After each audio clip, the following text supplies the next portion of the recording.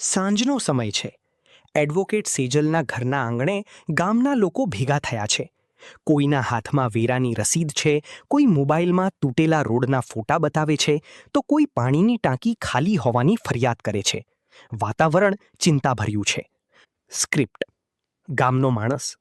સેજલબેન, અમે વર્ષોથી ગ્રામ પંચાયતનો વેરો ભરીએ છીએ, પણ ગામમાં એક પણ કામ સમયસર થતું નથી.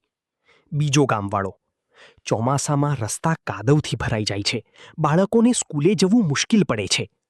પાણી માટે દરરોજ કલાકો રાહ જોવી પડે છે, લાઇટો બંધ છે, સાંજે બહાર નીકળતા પણ ડર લાગે છે.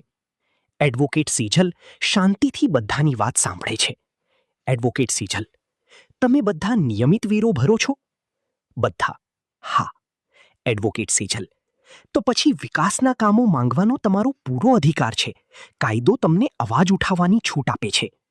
પણ અમે ગ્રામ પંચાયત પાસે જઈએ તો કહે કે થઈ જશે, થોડો સમય રાહ જુઓ. વર્ષોથી એ જ જવાબ મળે છે. માત્ર મૌખિક વાતોથી કંઈ નહીં થાય. હવે કાયદેસર રીતે આગળ વધવું પડશે. પણ અમને કાયદાની સમજ નથી. સૌથી પહેલા ગ્રામસભામાં પ્રશ્ન પૂછો. કાયદા પ્રમાણે વર્ષમાં ઓછામાં ઓછી 4 ગ્રામસભા ફરજિયાત છે. ત્યાં પૂછો, ગામના વિકાસ માટે કેટલા પૈસા આવ્યા, ક્યાં ખર્ચાયા? મહિલા: અને જો જવાબ ન આપે તો? તો આરટીઆઈ હેઠળ માહિતી માંગો. આરટીઆઈમાં શું પૂછવું? પૂછો, છેલ્લા 3 વર્ષમાં કેટલો વેરો વસૂલાયો, કેટલી ગ્રાન્ટ આવી, રોડ, પાણી, લાઇટ જેવા કામ માટે કેટલા પૈસા ખર્ચાયા, કામ પૂરું થયાના પ્રમાણપત્રો અને બિલોની નકલ પણ માંગો. એટલે હવે ફક્ત વચનો નહીં, પુરાવા સાથે જવાબ માંગશું. બિલકુલ. અને જો ગામ પંચાયત તમારી વાત ન સાંભળે તો ટીડીઓ અને ડીડીઓ પાસે લેખિત ફરિયાદ કરશું.